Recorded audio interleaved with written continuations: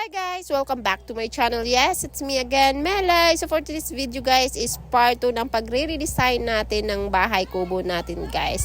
Pero bago ka lang dito sa channel ko, please don't forget to like, subscribe, and i-hit na din yung bell notification dyan sa baba guys.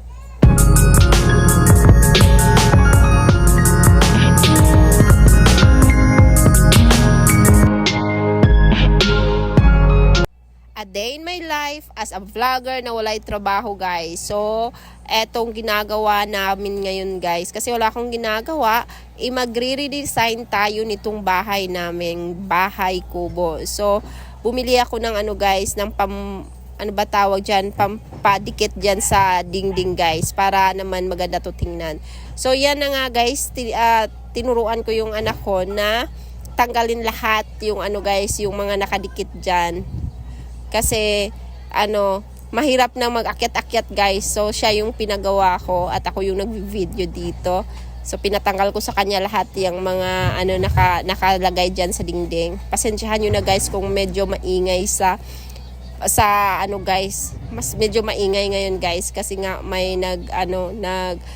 re-renovate dito or gumagawa ng gym dito sa gilid ng bahay namin. So ngayon guys is ito na nga yung ginawa namin. Pinagtatanggal namin lahat ng andito nakadikit sa dingding namin guys. Ayan, pinagtulungan na namin kasi nga para mas mabilis kaming matapos dito. Super sticky ng guys, super sticky ng nakadikit dito guys. Ang hirap niyang tanggalin. Sobrang dikit na dikit siya guys, pero kasi gusto nating gusto nating maiba naman tayo sa year 2025. So tinanggal nga natin kahit medyo mahirap na siyang tanggalin. So tinanggal talaga kasi napakapangit naman guys kung diretso natin siyang diretsahin natin siyang dikitan ng bago. Makikita pa rin yung guys, yung luma.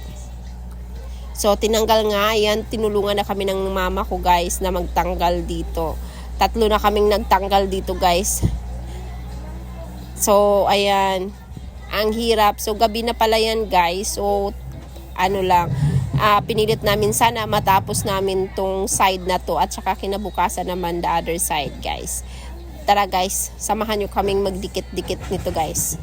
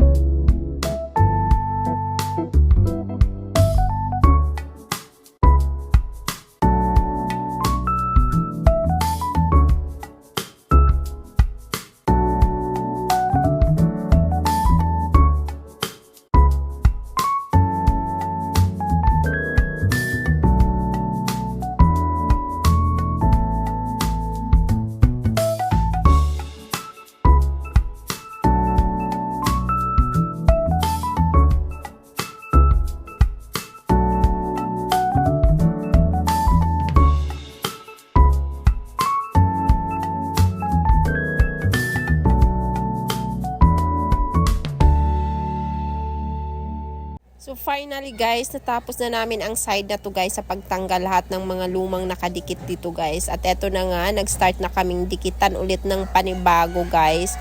So ito yung kulay na napili ko guys.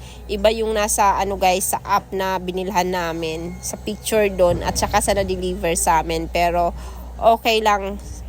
Wala na tayong magagawa niyan guys. So wala na tayong time kung isasauli pa natin to. So ito na nga yung ano guys, yung pinadikit namin ng tuloy. So, sobrang nipis lang niya. Pero sticky naman talaga siya. Madikit naman talaga siya guys. Pero ano lang talaga siya. Yung sobrang nipis lang niya. Yung makita pa rin yung dinidikitan sa loob. Pero okay lang to guys. As long as na matapos namin to at mabago yung ano guys, yung design niya ulit. So, 2025 guys. So, kailangan natin ayusin nating bahay natin guys. So, samahan nyo kaming itapusin to guys.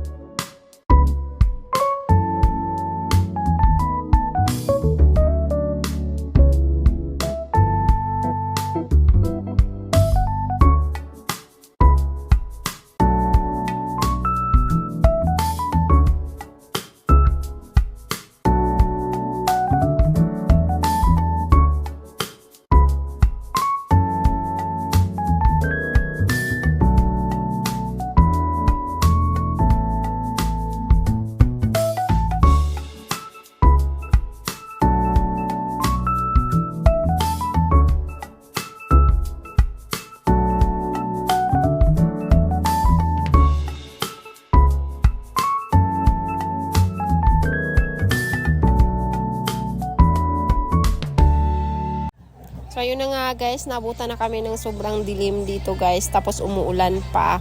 So, kailangan na talaga namin tapusin ang side na to guys. At yung iba naman guys is kinabukasan na namin siyang tapusin guys.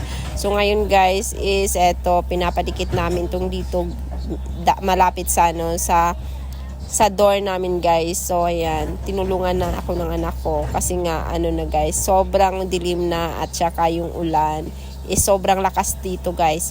So ayan na nga guys, ayan, eto na yung last para bukas na yung ano guys, yung second guys, yung next namin guys, ibubukas na namin tapusin.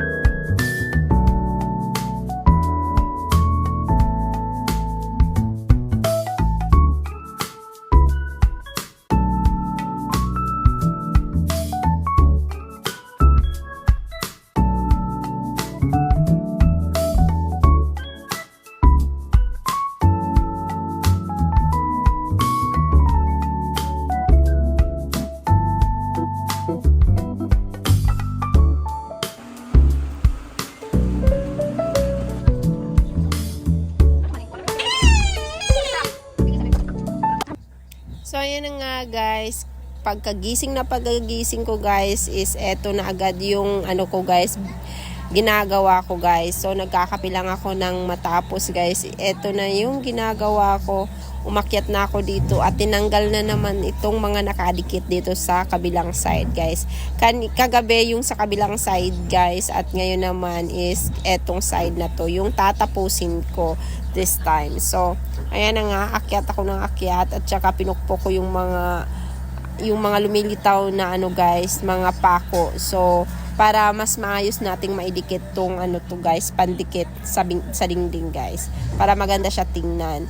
So ayun nga yung ginagawa ko is nagpupukpok ako dito, 'di ba? Nagpupukpok ako guys at nagpatulong ako sa anak ko na ano na videohan ako kahit ganyan guys, para may vlog naman tayo. So habang ginagawa natin to, kailangan din natin kumita. Kasi wala nga tayong trabaho ngayon guys. So kailangan natin mag-vlog. At ito na nga.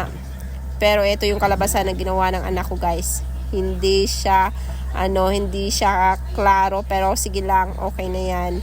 At saka yan na guys, ang katapusan namin guys. Ayan. So ito na yung katapusan ng ginawa namin guys. So medyo okay na siya kesa nung una, yung dati guys. So ayan. Natapos na rin namin finally guys. Thank you for watching. Bye bye.